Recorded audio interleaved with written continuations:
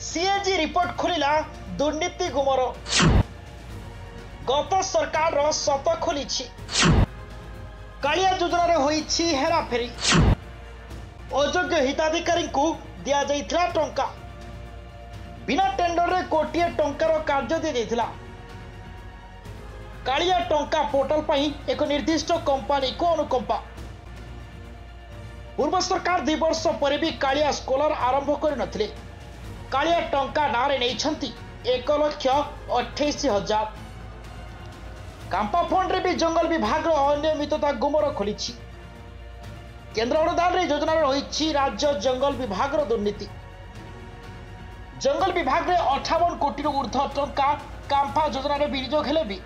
जंगल पोड़ी 2019 रु 2021 मध्य 300% बढ़ी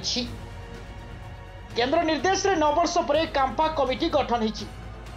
वन विभाग अवहेला पर हाथी मृत्यु संख्या बढ़ी बोली सीएजी रिपोर्ट कही